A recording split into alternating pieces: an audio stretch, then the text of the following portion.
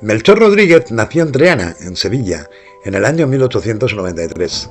Era hijo de una empleada de una fábrica de tabacos y de un maquinista del puerto. Cuando tenía 10 años, su padre murió en un accidente laboral y con 2 hermanos pequeños tuvo que ponerse a trabajar. Fue calderero, ebanista y por pasión torero. Un día en Madrid un toro le enganchó. Él tiró el capote y se lió a darle bofetones al toro. Bestia contra bestia, tituló un periódico. Luego, tras ingresar en la CNT, renegó de los toros, entendiendo que era un pasatiempo burgués.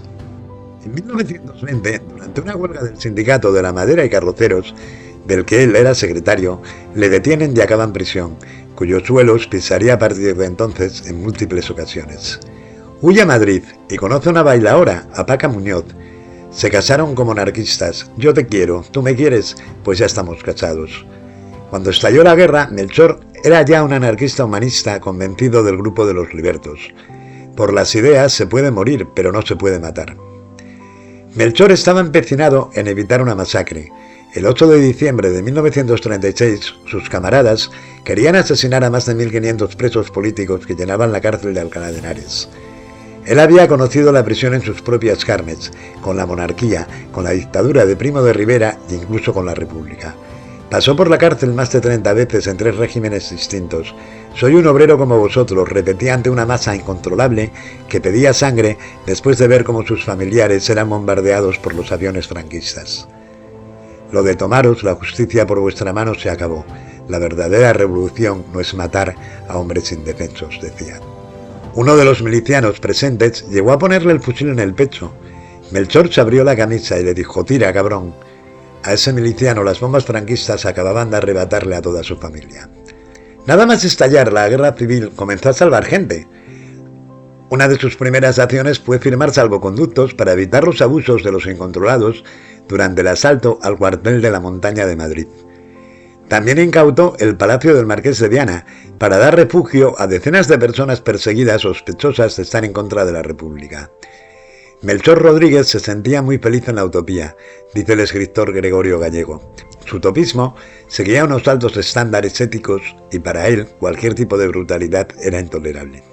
Juan García Oliver, elegido ministro de Justicia en septiembre de 1936, la CNT ocupaba 4 ministerios en el gobierno de Largo Caballero, fue quien le quiso a su lado como delegado especial de prisiones. El Partido Comunista estaba comenzando a crear checas y comisarías propias utilizadas para detener, interrogar, torturar y juzgar de forma sumarísima y ejecutar a sospechosos de simpatizar con el bando franquista, algo con lo que muchos libertarios de la CNT no comulgaban. Los sangrientos y brutales mensajes radiofónicos del general Queipo de Llano y los avisos del propio Franco y de Mola sobre lo que iba a pasar cuando capturaran Madrid creó un odio feroz contra los prisioneros políticos, asume el historiador Ian Gleason. Con Franco a punto de entrar en la capital y el gobierno republicano marchándose, el pánico era absoluto. Creo que en aquellas circunstancias era imposible que no hubiera fusilamientos en las prisiones, añade Gleason. Melchor se opuso a que se continuara con las sacas, la extracción masiva y sistemática de presos de las cárceles para ser fusilados. Melchor era una persona sensata, dentro de la locura del momento, quería poner humanidad dentro de una guerra, defiende Ramón Luca de Tena, uno de los presos de la cárcel Modelo. Esa actitud, sin embargo, le reportó muchos problemas. Melchor llegó a ser un hombre dudoso, incluso para sus correligionarios. La impresión que hemos tenido durante mucho tiempo es que había estado protegiendo a la Quinta Columna. La Quinta Columna eran los simpatizantes de Franco que trabajaban clandestinamente a favor de la victoria del bando golpista, explicaba Santiago Carrillo, a quien Melchor había conocido en 1933 cuando ambos cumplían condena en la cárcel Modelo de Madrid. Melchor acabó siendo destituido como director general de prisiones a principios de 1937. Mi padre llegó a un acuerdo con los franquistas, se terminaban las sacas si finalizaban los bombardeos. A los 2 días de ser destituido volvieron las bombas, recuerda Amapola Rodríguez, que en aquella época era un adolescente. Melchor pasó a ocupar un puesto de regidor de la Falla en el Ayuntamiento de Madrid, poco antes de que Largo Caballero fuera sustituido por Juan Negrín como presidente del gobierno. A mi tío le nombraron concejal de cementerios y se preocupó de los muertos igual que se había preocupado de los vivos, apunta su sobrino. Fue el encargado de entregar Madrid a las tropas franquistas como último alcalde de la República. Mi padre llegó a casa y se abrazó a mí, cuenta Amapola, y ambos lloramos. Él lloraba porque había perdido la guerra.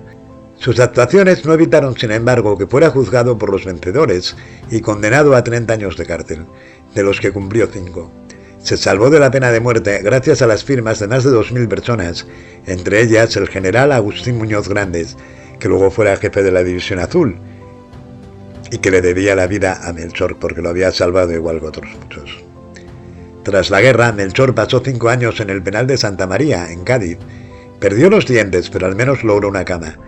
Cuando sale de la cárcel vuelve a la CNT, que era ilegal.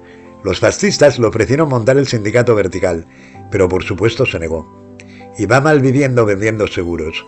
Se dedica sobre todo a salvar republicanos, muchos de ellos encarcelados en muy malas condiciones.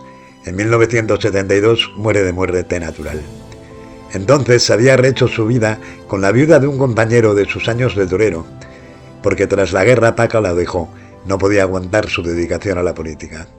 Lo enterraron envuelto en la bandera anarquista, y en su entierro cantaron a las barricadas y se rezó un Padre Nuestro.